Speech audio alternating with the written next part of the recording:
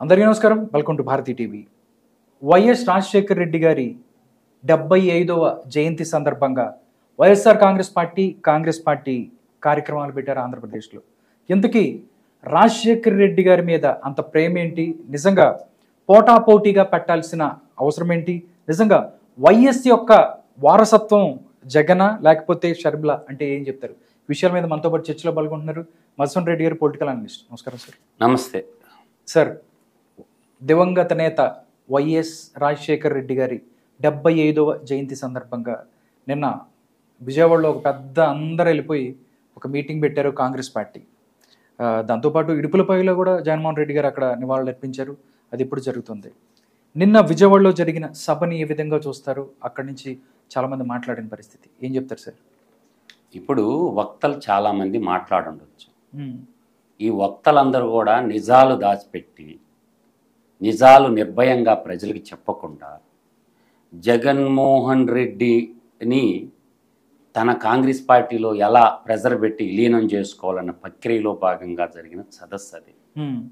ఇప్పుడు రాజశేఖర్ రెడ్డి మహానేత మహామేత అనే దాంట్లో మనం కానీ తీసుకోగలిగితే ప్రజలకి పప్పు బెల్లాల పథకాలు పంచి ఒక రాజశేఖర్ రెడ్డి కాంగ్రెస్ పార్టీలో ఏదో విజయాలు సాధించినట్టు ఈ భారతదేశంలో ఉమ్మడి ఆంధ్రప్రదేశ్లో ఇంకా ఏ ముఖ్యమంత్రి పరిపాలిస్తున్నట్టు వాళ్ళకి జయంతి వేడుకలు. గతంలో పాలకులు ఉన్నారు కదా కాంగ్రెస్ పార్టీ నుంచి ఉన్నారు కదా, వాళ్ళకి జయంతులు? మరి చెన్నారెడ్డి అవ్వచ్చు, చెప్తా 1 by 1 చెప్తా. అందువల్ల వాళ్ళ కాడికి ఏమన్నా గొప్ప నాయకుడా ఈయనేమన్నా? కాకపోతే ఏంటంటే రాజశేఖర్ రెడ్డి కాలం 5 సంవత్సరాల 3 నెలల కాలంలో కొన్ని పథకాలు అనేవి పెట్టారు. ఆ కొన్ని పథకాల్లో ఏంటంటే ఒకటి 108 ఒకటి, ఆరోగ్యశ్రీ ఒకటి, ఫీజు రియంబర్స్మెంట్ ఒకటి, ఉచిత విద్యుత్ పథకం ఒకటి. ఇటువంటి పథకాలు పెట్టేసి గతంలో ఎవరు చేసినటువంటి అభివృద్ధి ఏమీ లేదు. ఇంకా రాజశేఖర్ రెడ్డి కాంగ్రెస్ అన్నట్టు, కాంగ్రెసే రాజశేఖర్ రెడ్డి అన్నట్టు వీళ్ళు మాట్లాడుతూ ఉంటే ఈ పెద్ద పెద్ద తలకాయలన్నీ మనం కట్టుకున్న ప్రజల సొమ్ము లూటీ చేసినవి కూడా చెప్పాలి కదే మీటింగ్లో. 2004కు ముందు మా రాజశేఖర్ రెడ్డి ఆస్తులు ఇంతే ఉన్నాయి, దాని తర్వాత మా రాజశేఖర్ రెడ్డి ఆస్తులు కూడా అంతే ఉన్నాయి చనిపోబోయే ముందు అని చెప్పాలి కదా ప్రజలకి. వేల ఎకరాల భూములు రాజశేఖర్ రెడ్డి ఉన్నప్పుడు పరిశ్రమల పేరు చెప్పేసి తెలంగాణ ప్రజల ఆస్తులు కానీ, అటు రాయలసీమ బిడ్డల ఆస్తులు కానీ, సీమాంధ్ర బిడ్డల ఆస్తులు కానీ ఎన్ని ఎకరాలు నాకేశారు? అవి చెప్పరా? ఈయనేనా కాంగ్రెస్ పార్టీలో? అసలు కాంగ్రెస్ పార్టీని చీల్చినటువంటి పార్టీలో మొట్టమొదటి ఎమ్మెల్యే రాజశేఖర్ రెడ్డి. చాలా మందికి తెలియదు. కాంగ్రెస్ పార్టీని ఇందిరాగాంధీనే బయటికి వెళ్ళగొట్టిర్రో ఆసు బ్రహ్మానంద రెడ్డి. ఏ దోడన్నా కానీ అసలు నీది కాదు పార్టీ, మాదన్నాడు కాసు బ్రహ్మానంద రెడ్డి. ఇందిరాగాంధీని వెళ్ళగొడితే ఇందిరాగాంధీ సపరేట్ పార్టీ పెట్టుకునేది. కాంగ్రెస్ అంటే ఏంది? ఇందిరా కాంగ్రెస్. అసలు స్వతంత్రోద్యమంలో 1885లో పుట్టినటువంటి కాంగ్రెస్ పార్టీకి మొట్టమొదటి అధ్యక్షుడైన దాదాబాయి నవరోజు గురించి నోడు మాట్లాడడం, ఒక్కడు గొంతు చించుకొని మాట్లాడడం, ఒక్కడు కూడా కాంగ్రెస్ పార్టీని జాతీయోద్యమ కాంగ్రెస్లో అప్పుడున్నటువంటి మహానుభావులు ఎంతో మంది ఉన్నారు. బాలగంగాధర్ తిలక్ గురించి ఎప్పుడు మాట్లాడరు ఎదవలం. బాలగంగాధర్ తిలక్ లేడా కాంగ్రెస్ పార్టీలో? ఏ రోజున మాట్లాడారు వీళ్ళు బాలగంగాధర్ తిలక్ గురించి? లాహూర్లో స్వతంత్రోద్యమంలో పాల్గొని లాహూర్లో లాఠీ దెబ్బలు తిని జైల్లో చచ్చిపోతాడు బాలగంగాధర్ తిలక్. 1927 దాకా ఆయనే కదా లీడ్ చేసింది కాంగ్రెస్ పార్టీని. ఆయన గురించి మాట్లాడరు. ఆ రోజుల్లో కూడా కాంగ్రెస్ పార్టీకి ఎన్నుపోటు పొడిచి నెహ్రూ సపరేట్ పార్టీ పెట్టలా, స్వరాజ్య పార్టీ అని. మొట్టమొదట కాంగ్రెస్ పార్టీకి ఎన్నుపోటు పొడిచినోడు నెహ్రూ. ఈ విషయాలు మాట్లాడుకోరా? ఎవడికి తెలియదా? చరిత్ర పుట్టలు తిరగేస్తే నిజాలు బయటకు వస్తాయి. నేననేది ఏంటంటే రాజశేఖర్ రెడ్డి ఉన్న కాలంలో 5 సంవత్సరాల 3 నెలల కాలంలో ప్రజలకు కొన్ని సంక్షేమ పథకాలు ఇచ్చిన మాట వాస్తవం. నేను కూడా ఒప్పుకుంటా. ఆ ముసుగులో దోచుకుంది కూడా చెప్పాలి కదా. దోచుకున్నది కూడా వీళ్ళు ఎందుకు చెప్పరు? ఈ మేధావులందరూ, ఈ ఉండవల్లి అరుణ్ కుమార్ ఒకడు, ఆయన ఎవరు ఇంకో కేవీపీ రామచంద్ర ఒకడు, ఆయనే కదా అసలు కర్త కర్మ క్రియ ఈ లూటీకంతాను. ఎక్కడి నుంచి వచ్చిందయ్యా భారతీయ సిమెంట్? ఆ మధ్య కాలంలో పుట్టిందే కదా. ముఖ్యమంత్రి అవ్వంగానే భారతీయ సిమెంట్ వచ్చేసింది. జగతి పబ్లికేషన్ ముసుగులో సాక్షి పేపర్ వచ్చింది. ఇందిరా టెలివిజన్ ముసుగులో ఇందిరాగాంధీ పేరుతోటే సాక్షి టీవీ వచ్చింది. ఇవన్నీ ఎక్కడి నుంచి వచ్చినాయి అయ్యా? అంటే ఏమి అవినీతి చేయలా? అవినీతి గురించి చెప్పరా? బ్రహ్మణి స్టీల్కి శంకుస్థాపన చేసింది కదా రాజశేఖర్ రెడ్డి, 10,000 ఎకరాలు. ఆడ మళ్ళీ ఎయిర్పోర్ట్ ఒకటి, గాలి జనార్దన్ రెడ్డి. ఈ చెప్పరా కాంగ్రెస్ పార్టీ వాళ్ళ? ప్రజల సంపదని గనులను లూటీ చేసి చెప్పరా? ఇవన్నీ చెప్పుకోరా? రాజశేఖర్ రెడ్డి కాలంలో రైతు రుణమాఫీ జరిగింది. రైతు రుణమాఫీ జరిగినప్పుడు మన్మోహన్ సింగ్ అంటే చేసింది అది. దేశవ్యాప్తంగా 70,000 కోట్ల రుణమాఫీ చేసిండు. దాంట్లో ఉమ్మడి ఆంధ్రప్రదేశ్కి, తెలంగాణకి, సీమాంధ్రకి కలిపి 12,500 కోట్లు వచ్చింది. 12,500 కోట్లు వచ్చింది. మొన్న 14-19 కాలంలో చంద్రబాబు నాయుడు 24,000 కోట్లు రుణమాఫీ చేస్తే దాంట్లో దాదాపుగా 17,000 కోట్లు ప్రజలకు ఇచ్చిండు. ఇవన్నీ చెప్పుకోరా? మనం సృష్టించిన రఘురామ్ సిమెంట్ కంపెనీలు, మనం సృష్టించిన సిబిఐ కేసుల గురించి ఇవన్నీ చెప్పుకోరా? మన పార్టీలో జరిగిన అవినీతి, రాజకీయాన్ని అడ్డం పెట్టుకుని 1,000 కోట్లు కొట్టేసి ఇవన్నీ చెప్పరా? ఇవన్నీ ఎవడికి తెలియదా? పోనీ నాగార్జున సాగర్ డ్యాము ఎవరి కాలంలో నిర్మితమైంది? దాన్ని ఎందుకు చెప్పలేదా?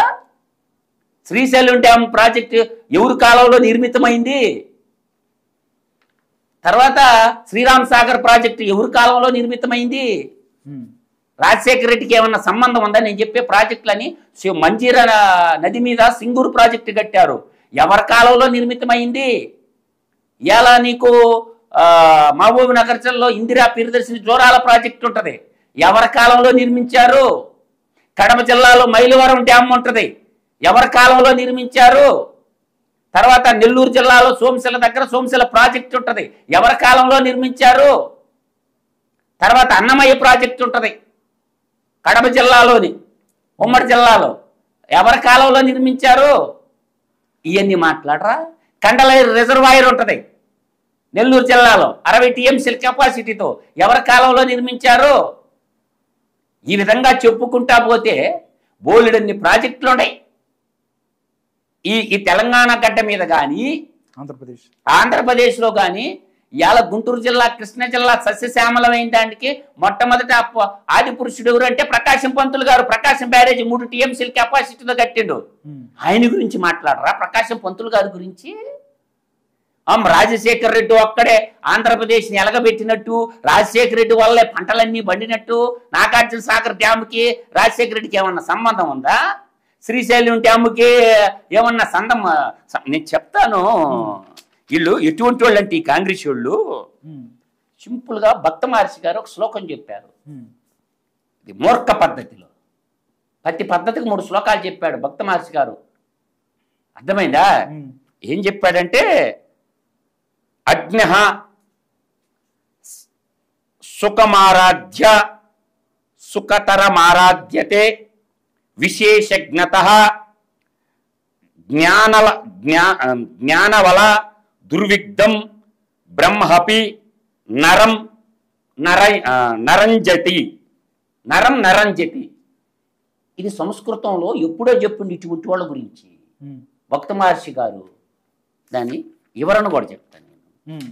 తెలియని వారికి సులభంగా తెలియజెప్పవచ్చు, తెలియనోడికి సులభంగా తెలియజెప్పవచ్చు.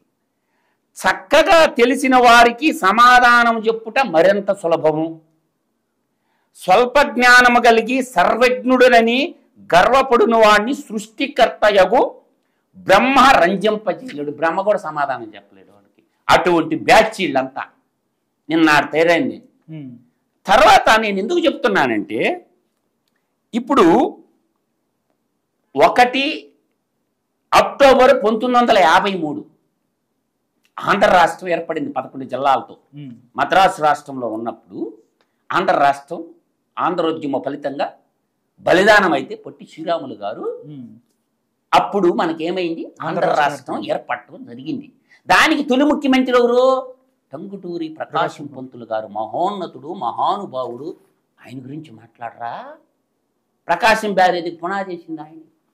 ఆ తర్వాత ఆయన చనిపోయిన తర్వాత కొంతకాలం రాష్ట్రపతి పాలన విధించారు.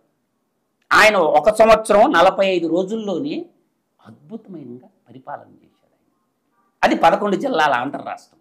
అప్పుడు రాజధాని కర్నూలు. తర్వాత 15 నవంబరు 1954, 28 మార్చి 1955 దాకా రాష్ట్రపతి పాలన ఉన్నమాట వాస్తవమా అవాస్తవమా? ఉన్నదిగా. దాని తర్వాత బెజవాడ గోపాల్ రెడ్డి ముఖ్యమంత్రిగా జైలా. మా సింహపూరి ముద్దుబిడ్డ బెజవాడ గోపాల్ రెడ్డి గారు. ఆయన గురించి మాట్లాడరా మీరా? ఆయన 28 మార్చి 1955 నుంచి 31 అక్టోబరు 1956, 1 సంవత్సరం 217 రోజులు ముఖ్యమంత్రిగా చేశాడు మా సింహపూరి ముద్దబిడ్డ బెజవాడ గోపాల్ రెడ్డి గారు. ఆయన గురించి మాట్లాడరా మీ కాంగ్రెస్ పిల్ల? ఇంకా చెప్తా. దాని తర్వాత మనకి ఫస్ట్ ఎస్ఆర్సి వచ్చింది, నెహ్రూ పీరియడ్. ఫస్ట్ ఎస్ఆర్సి అంటే ఏంది? స్టేట్ రియాగ్రేషన్ అని కమిటీ ఒకటి ఫామ్ చేసి భారతదేశం అంతా రాష్ట్రాలని ఒక ప్రాతిపదిక పెట్టుకొని, భాష ప్రాతిపదిక పెట్టుకొని రాష్ట్రాలుగా విభజించారు. అప్పుడు తెలంగాణలో 174 నియోజకవర్గాలు ఉండేవి. హైదరాబాద్ రాష్ట్రంలో 174 నియోజకవర్గాలు, 117 కాదు. మాట్వాడా ప్రాంతము, కర్ణాటక ప్రాంతంలో అవి పోయినాయి. బొంబాయి రాష్ట్రంలో కొన్ని లీనమైనవి, మైసూరు రాష్ట్రంలో కొన్ని లీనమైనవి. ఒకటి మైసూరు రాష్ట్రం, ఇంకోటి బొంబాయి రాష్ట్రం. మరాఠీ మాట్లాడే వాళ్ళంతా బొంబాయి రాష్ట్రంలోకి పోయారు, కన్నడ మాట్లాడే వాళ్ళంతా మైసూరు రాష్ట్రం కిందకు పోయారు. ఎవడో చెప్తారు ఈ కాకమ్మ స్టోరీలన్నీ. దాని తర్వాత చెప్తాను నేనంటే, నీలం సంజీవ్ రెడ్డి మొట్టమొదటి ఉమ్మడి ఆంధ్రప్రదేశ్ రాష్ట్రానికి ముఖ్యమంత్రి. ఆయన గురించి మాట్లాడరా? నీలం సంజీవ్ రెడ్డి గురించి. ఆ తర్వాత అయిన ముఖ్యమంత్రి ఎవరు? కాంగ్రెస్ ముఖ్యమంత్రి దామోదరం సంజీవయ్య గారు. ఎల్ఎల్బి చదువుకున్నాడు, రాయలసీమలో పుట్టిండు. 6 లక్షల ఎకరాలు ప్రభుత్వ భూములు దామోదరం సంజీవయ్య గారు పంచిండు. బీసీ, ఎస్సీ, ఎస్టీ, బడుగు బలహీన వర్గాలకి 6 లక్షల ఎకరాలు భూములు పంచినటువంటి దామోదరం సంజీవయ్య గుర్తురాడు. ఎలక ఆయన జయంతులు వర్ధంతులు చేయరు ఈ కాంగ్రెస్ పార్టీ వాళ్ళ. ఆయన పనిచేసిన కాలంలో 2 సంవత్సరాల 60 రోజుల్లోనే అంత గొప్ప పనిచేశాడు. ఆయన మీద ఈ డెకాయిట్లందరూ శారీలు చెప్పి అవినీతికి పాల్పడిందని చెప్పి ఒక కమిటీ వచ్చింది. వస్తే చివరికి ఏమైంది? పూరి గుడిసెలో బతుకుతున్నాడు ఆయన. ఆయన ఏం సంపాదించుకోలే. దామోదరం సంజీవి గారు ఆమె టీచరు, వాళ్ళ మిస్సెస్. అంతగాడికి గొప్పోడా ఈ రాజశేఖర్ రెడ్డి ఏమన్నా. తర్వాత మళ్ళీ నీలం సంజీవ్ రెడ్డి. ఈ నీలం సంజీవ్ రెడ్డి మొట్టమొదట కాళహస్తికి ఎమ్మెల్యే అయిండు. తర్వాత మళ్ళీ డోన్కి వచ్చిండు. డోన్లో గెలిచిండు. ఇప్పుడు కోటరెడ్డి భాస్కర్ రెడ్డి వాళ్ళ ఆడికి వచ్చిండు. తర్వాత కాసు బ్రహ్మానందరెడ్డి. ఈయన ఎక్కడైనా గుంటూరు జిల్లా వాస్తవ్యుడు. ఇప్పుడు కాసు మహేశ్వర రెడ్డి వాళ్ళ తాత జజబ్బ. ఆయనకంటే గొప్పోడా? ఆయన జయంతులు వర్ధతులు చేయరా? తర్వాత ఇంకొక ఆయన పాలపర్తి వెంకట నరసింహారావు. పివి మన దేశ ప్రధాని. ఆయన నంద్యాలలో పోటీ చేస్తే పోటీ కూడా పెట్టలే ఎన్టీ రామారావు గారు దేశ ప్రధాని అవుతుందని చెప్పి. అత్యధిక మెజార్టీతో సాటి తెలుగు బిడ్డ కాంగ్రెస్ అయినా కూడా మద్దతు ఇచ్చి పంపించాడు. బహుభాషా కోవిదుడు. అన్ని భాషలు చూడు భారతదేశంలోనే లేడు. ఆయన గుర్తించి జయంతులు వర్ధంతులు చేయరా? మంత్రిని ఎమ్మెల్యే ఆయన. ఇప్పుడు సీతారాబాబు ఉన్నాడు కదా తెలంగాణ మినిస్టర్. ఆ కాన్స్టిట్యున్సీలో నుంచి ఎమ్మెల్యే ఆయన. ముఖ్యమంత్రిగా చేసిండు ఆయన. ఎవరు? 4వ ముఖ్యమంత్రిగా ఉమ్మడి రాష్ట్రం పివి నరసింహారావు గారు. తర్వాత ఆయన తర్వాత రాష్ట్రపతి పాలన వచ్చింది. దాని తర్వాత జలగం వెంగళరావు, ఖమ్మం జిల్లా ఆయన. జలగం వెంగళరావు గారు ఆయన ఎమ్మెల్యేగా జైలా కాంగ్రెస్ పార్టీలా. ఆయన ఉచ్చరించరు ఆయన పేరులో. ఈ మహానేత మాత్రం ఉచ్చరిస్తుంటారు మహానేత అయినట్టు. తర్వాత దాని తర్వాత అక్కడ దాకా కాంగ్రెస్ పార్టీ. కాసు బ్రహ్మానందరెడ్డి నుంచి జలగం వెంగళరావు దాకా ఏంటి పార్టీ పేరు? ఐఎన్సి, ఇండియన్ నేషనల్ కాంగ్రెస్ అనుకుంటే వీళ్ళు సపరేట్ కాంగ్రెస్ పార్టీ. ఇందిరాగాంధీకి వ్యతిరేకంగా కాంగ్రెస్. అప్పట్లో అర్థమైందా? ఇప్పుడు మర్రి చెన్నారెడ్డి. మర్రి చెన్నారెడ్డి దేంట్లో? ఇందిరమ్మ వర్గం. అర్థమవుతుందా? ఆయన మేడ్చల్ నుంచి ఎమ్మెల్యేగా అయ్యి 6 మార్చి 1978 నుంచి అక్టోబర్ 1980 దాకా 2 సంవత్సరాలు 18 రోజులు మర్రి చెన్నారెడ్డి ముఖ్యమంత్రిగా జైలా. మర్రి చెన్నారెడ్డి కాడికి ఏమైనా గొప్పోడా ఆయన జైలు. ఆయన మేడ్చల్ నుంచి ఎమ్మెల్యే. మేడ్చల్ తర్వాత టంగుటూరి అంజయ్య బీడీఎల్ కార్మిక నాయకుడు, ఆయన జైలు ముఖ్యమంత్రిగా. దళిత ముద్దు బిడ్డ ఏదన్నా కానివ్వండి, ఆయన కాంగ్రెస్ పార్టీ ముఖ్యమంత్రి కదా, ఇందిరమ్మ వర్గం కదా, ఇందిరా కాంగ్రెస్ కదా ఆయన. తర్వాత భవనం వెంకటరామరెడ్డి, ఈయన గుంటూరు ఆయన, ఈయన కూడా భవనం ఆయన. ఈయన కాంగ్రెస్ ముఖ్యమంత్రి కదా, ఈయనేం పనులు చేయలా, ఆయనకి చేయరా జయంతి వర్ధంతి లేడుకులా. దాని తర్వాత పెద్ద ఆయన మహానుభావుడు కోట్ల విజయభాస్కర్ రెడ్డి 2 సార్లు ముఖ్యమంత్రి రాష్ట్రానికి. ఏం సంపాదించుకున్నాడు తింటానికి లేదు వాళ్ళు ఇప్పుడు. ఆయనకి చేయరా జయంతి వర్ధంతులు. ఆయన ఆంధ్ర రాష్ట్రంలో భాగం కాదా? వీళ్ళందరూ నేను చెప్పిన వాళ్ళంతా రాజశేఖర రెడ్డి కంటే ముందు ముఖ్యమంత్రులు కాదా? ప్రజల్ని పరిపాలించలా, రాష్ట్రాన్ని అభివృద్ధి పదంలో నడిపించలా. నాగార్జున సాగరు, శ్రీశైలం డ్యాము, ఇందిరా పరిదర్శన, శ్రీరామ్ సాగరు, తర్వాత ఎన్ని ప్రాజెక్టులు కట్టారండి వాళ్ళంతా కలిసి. వాళ్ళంతా నిర్మాణం చేయలా. ఇవన్నీ ఏళ్ల కాలంలో జరిగిన పనులు కాదు. తర్వాత ఈయన కర్నూలు నుంచి ఎమ్మెల్యే అయింది అప్పుడు కోట్ల విజయభాస్కర్. తర్వాత నందమూరి తారక రామారావు, మొదటి కాంగ్రెస్ ఏతర ముఖ్యమంత్రి. పార్లమెంటుని దద్దలాంటించి ప్రతిపక్ష హోదా. ఆ రోజు బీజేపీ అడ్రస్ లేదు, 2 సీట్లు ఉన్న టైంలో తెలుగోళ్ళు దెబ్బ అంటే ఢిల్లీ అబ్బా అన్నదే. నందమూరి తారక రామారావు 9 నెలల్లో అధికారంలోకి వచ్చిండు. మళ్ళీ ఆడ ఎన్ని పోటీని పడిచిరుగా అప్పుడు. నాదేళ్ల భాస్కర్ రావుని అడ్డం పెట్టుకొని ఇప్పుడు ఆయన ఉన్నాడు కదా, నాదేళ్ల మనోహర జనసేనలా వాళ్ళ నాన్నగారు ఎన్ని రోజులు చేసిండు ఆయన? 31 రోజులు.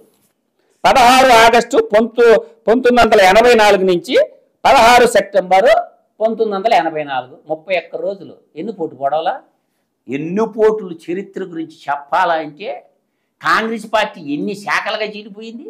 తృణమూల్ కాంగ్రెస్ లోంచి పుట్టింది కదా.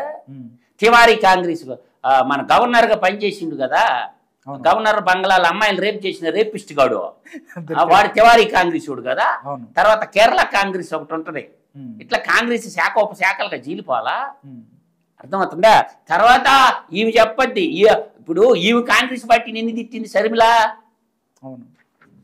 అన్నతో పాటు ఉన్నప్పుడు యువజన శ్రామిక రైతు పార్టీ పెట్టినప్పుడు, తర్వాత మళ్ళీ అన్న ఆస్తుల్లో పంపకాలు సక్రంగా పంచలేదని మళ్ళీ తెలంగాణ టీపీఎన్ కాంగ్రెస్ పార్టీ పెట్టినవు కదా. తెలంగాణ కాంగ్రెస్ పార్టీ తెలంగాణ ప్రజలకు టోపీ పెట్టినవు కదా, మళ్ళీ దాన్ని ఎత్తుకొని పోయి కాంగ్రెస్ లో మధ్య చేసినవు కదా.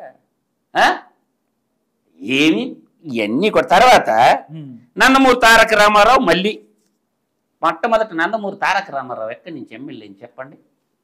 తిరుపతి నుంచి. ఆ తర్వాత ఏం చేశారు? ఎన్టీ రామారావు గారు మళ్ళీ హిందూపురం నుంచి ఎమ్మెల్యే. ఆయన కలకుర్తులు ఓడిపోయాడు తెలుసు. నందమూరి తారక రామారావు గారు కాంగ్రెస్ లీడర్ మీదనే ఓడిపోయారు. ప్రజాస్వామ్యంలో గెలుపు ఓటములు సహజము. రాధాకృష్ణ గారు, నేను అంటుండేది ఏంటంటే ఇలా సాగు వెళ్ళాడన్న చావండి. ఇప్పుడు రాజశేఖర్ రెడ్డి చేసిన మంచి గురించి తప్పు లేదు చెప్పండి. 83, 86 ఇరిగేషన్ ప్రాజెక్టులు స్టార్ట్ చేశాడు ఉమ్మడి రాష్ట్రంలో. ఏది అటు తెలంగాణ కానీ ఆంధ్రాలో కానీ. జలయజ్ఞం అంటే ధనయజ్ఞం అని ఒకప్పుడు ప్రతిపక్ష పార్టీ అంటుండేది. అంటే ధనం ఖర్చు చేయండి ప్రాజెక్టులు మంచి చెడు స్టార్ట్ చేశాడు. Polavaram left canal, right canal లోడింది కానీ మెయిన్ డ్యామ్ జోలికి పోవాల. తర్వాత మనకి ప్రాణహిత చేవళ్ళ ప్రాజెక్టు ఒకటి రూపకల్పన చేసిండు గ్రావిటీ ద్వారా, అది ఒకటి. ఇరిగేషన్ ప్రాజెక్టులో రాజశేఖర్ రెడ్డి వేసిన పునాదులు చెప్పుకోవడంలో తప్పు లేదు. రాజశేఖర్ రెడ్డి గురించి చేసిన అవినీతి గురించి ఎందుకు చెప్పరు? రాజశేఖర్ రెడ్డి పుత్రుడిని అడ్డం పెట్టుకొని కొట్టేసిన ఇంద్రమ్మ పేరు, రాజీవ్ గాంధీ పేరు పెట్టి 1000 కోట్లు తెలుగు ప్రజల సొమ్ము నాకేసిన దాని గురించి ఎందుకు చెప్పరు ఈ వక్తలందరూ? ఆయన ఏదో ఈరోజు బలంగా ఉన్నాడు. రాజశేఖర్ రెడ్డి కేంద్ర రాష్ట్ర ప్రభుత్వాలను శాసిస్తున్నాడు. ఏమి చేయలేరు, న్యాయ వ్యవస్థలు ఏమి చేయలేవు, ప్రజలు ఏమి చేయలేరు అనుకున్న టైంలో ప్రకృతి ఏం చేసింది? ఆ న్యాచురల్ జస్టిస్ ఇచ్చేసింది. నువ్వు దుర్మార్గుడురా, దుష్టుడురా, ప్రజల సంపద తెలియకుండా దోచేస్తుండవురా, నువ్వు ఈ భూమి మీద బతికే అర్హత లేదని చెప్పి, అర్హత లేనివాడు తిరుపతికి పోతే ఎట్టుండదని మనకి రచ్చబండ పోకురాకపోతుంటే నల్లమల్ల అడుగు లేవన్నాడు అసెంబ్లీలో. తిరుపతిలో 7 కొండలు ఏడుండే, 2 కొండలే ఉండే అన్నాడు రాజశేఖర్ రెడ్డి. గడపమానికి రాగానే తొక్కాడు బాడేసిండు. అందువల్ల రాజశేఖర్ రెడ్డి మహానేత కాదు, మహామేత. ఇది ఎవరికి తెలియదు అనుకుంటే అట్ట. కేవలం నేను చెప్తున్నా కదా, ఆరోగ్యశ్రీ, ఫీజు రీంబర్స్మెంటు, ఉచిత విద్యుత్తు, జలయజ్ఞం, వీటి మాటున మనం కొట్టేసిన 1000 కోట్ల ఆస్తి గుప్త నిధి గురించి ఎందుకు మాట్లాడలేదు ఈ వక్తలు అనేది నేను అనేది అది పాయింట్. దాని గురించి చెప్పరు. ఇప్పుడు ఆ యూపీఏ గవర్నమెంట్లోనే కదా ఈడీ సిబిఐ కేసులన్నీ పెట్టింది. తండ్రి అధికారాన్ని అడ్డం పెట్టుకొని 11 సిబిఐ కేసులు, 9 ఈడీ కేసులు, 43,500 కోట్ల రూపాయలు తెలంగాణ సీమాంధ్ర ప్రజల డబ్బులు జగన్మోహన్ రెడ్డి దోచేసిండు అని చెప్పింది అదే యూపీఏ గవర్నమెంట్ కదా.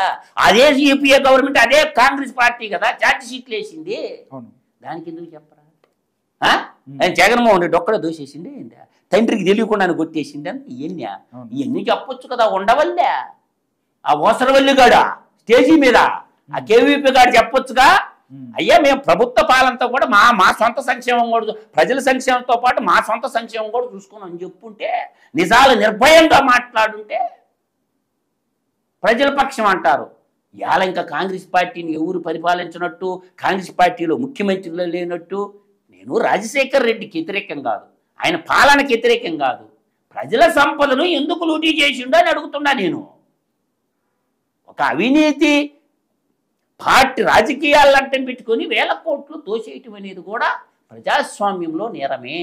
రాజకీయ పార్టీలు ఉండేది ప్రజల కోసం ఉండాలి కానీ సొంత సంపాదన కోసం. ఇప్పుడు ఆయన ఉన్నాడండి ఒరిస్సా ఎంపీ సారంగి, ప్రతాప్ సారంగి, బోరింగ్ల కాడ నీళ్లు కొట్టుకొని నీళ్లు పోసుకుంటాడో, ట్రైన్ ఎక్కి పార్లమెంట్కి పోతుండో ప్రతాప్ సారంగి. ఏమంటే ఏం సంపాదించింది ఆస్తులా? మీకు ఎందుకు లేచే హెలికాప్టర్లు, విమానాలు, ఫ్యాక్టరీలు, సిమెంట్ ఫ్యాక్టరీలు, గనులు, భూములు, మీ ఇష్టారాజ్యం పెట్టు రాజకీయ నాయకులు ఒక్కసారి ముఖ్యమంత్రులు అయి మంత్రులు అయితే 1000 కోట్లు ఎట్ట కొట్టేసుకుంటున్నారు అబ్బాయి మీరు. అందువల్ల ఏంటంటే రాజశేఖర్ రెడ్డి ఒకవైపు ప్రజలకు సంక్షేమం చూపిస్తానే తన ఆస్తులు కూడా ఇప్పుడు ముప్పుడుగా పంపించుండు. రాజశేఖర్ రెడ్డి మహానేత ఏం కాదు, మహానేత కూడా అని చెప్పగలను నేను.